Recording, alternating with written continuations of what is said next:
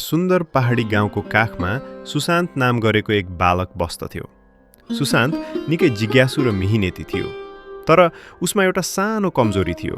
कुनै पनि काम एकै पटकमा सफल भएन भने ऊ चाँडै निराश हुन्थ्यो। उसलाई चित्रकलामा असाध्यै रुचि थियो। ऊ दिनभरि कापी र रङ्गहरू लिएर नयाँ नयाँ चित्र कोर्न रमाउँथ्यो।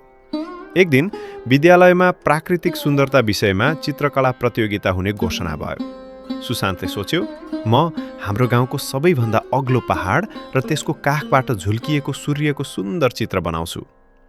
ऊ आफ्नो कापी र पेन्सिल लिएर झ्यालको छेउमा बस्यो। उसले रेखा कोर्न सुरु गर्यो, तर पहिलो पटक बनाउँदा पहाडको आकार मिलेन। उसले मेटेर फेरि बनायो, तर यसपटक सूर्य धेरै ठुलो भयो। तेस्रो पटक प्रयास गर्दा रङ पोखिएर कापी नै फोहोर भयो। सुशान्तको धैर्यको बाँध टुट्यो। उसले दिक्क मान्दै भन्यो, मबाट केही पनि हुँदैन, म कहिले राम्रो कलाकार बन्न सक्दिनँ। उसले त्यो पाना च्यातेर डल्लो पार्यो र झ्याल बाहिर फालिदियो। ऊ ओछ्यानमा पल्टिएर उदास हुँदै टोलाउन थाल्यो। त्यही समयमा उसको नजर झ्यालको भित्तामा चढेको एउटा सानो कमिलामा पर्यो।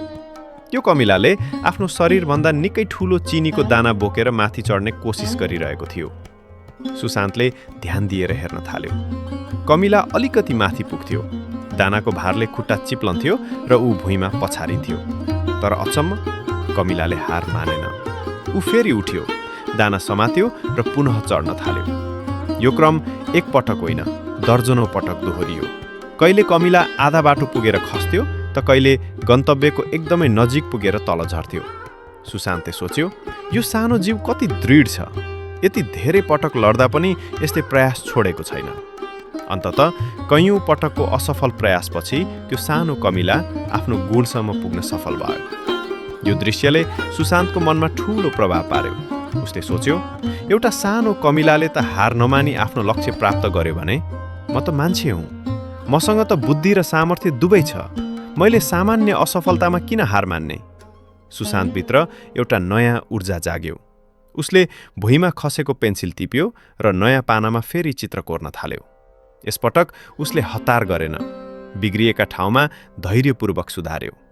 धेरै समयको मिहिनेतपछि उसले एउटा यस्तो उत्कृष्ट चित्र बनायो जुन उसले पहिले कहिल्यै कल्पना गरेको थिएन।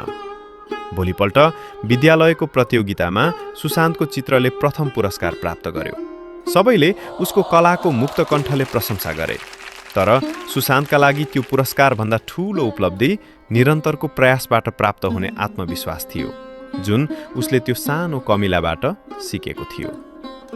सन्देश: असफलता सफलताको बाधक होइन, बरु यो त सिक्ने एउटा अवसर हो। धैर्य र निरन्तरको प्रयासले नै कठिन भन्दा कठिन लक्ष्य पनि हासिल गर्न सकिन्छ।